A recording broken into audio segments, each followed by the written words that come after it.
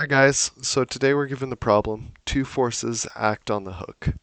Determine the magnitude of the resultant force.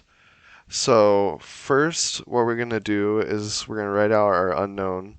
So in this problem we're looking to find the magnitude of the force resultant, and that is our unknown, what we're trying to look for. So now that we've identified that, we're going to see how we're going to find the resultant force. So to find this resultant force, we're going to first start out with creating a vector for each of the forces. This 200 Newton force right here and the 500 Newton force right here. So first I'm going to start out with creating a vector for this 200 Newton force. And so if you want to better visualize how we'd create an I hat j hat vector for this 200 Newton force, well, we can start out by using right triangle identities. So let's create a right triangle. We have the 30-degree angle of the force to the x-axis, and we have the force coming out here, which is that 200 Newton force.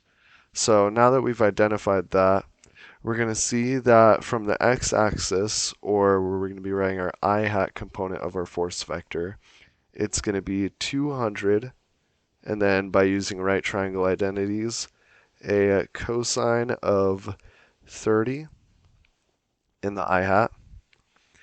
And then in the y direction, it is going to be a minus 200 sine of 30 in the j hat by using right triangle identities as well.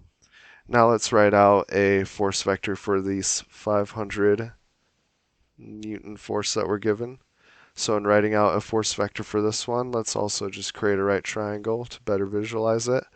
So there is, if you add up the 40 degrees and the 30 degrees, adds up to 70 degrees from the x-axis.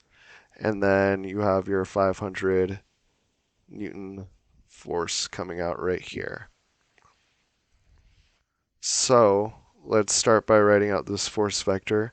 So in the I hat component, it's going to be positive 500 cosine of 70 in the I hat direction.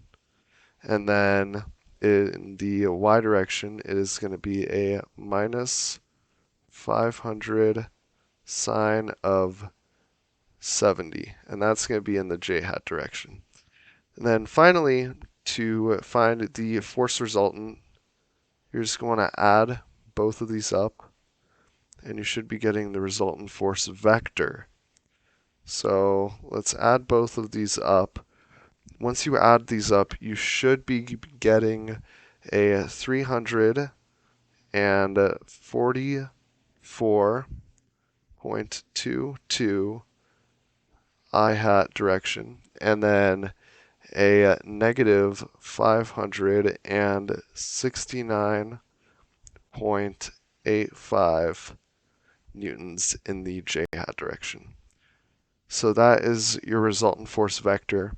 However, the problem is asking for the magnitude of that resultant force. So therefore, just to find out the magnitude of the resultant force, it's very simple. All you'll have to do is just square both of these numbers, put them into a square root. So it's going to be a 344.22 squared plus a negative 569.85 squared.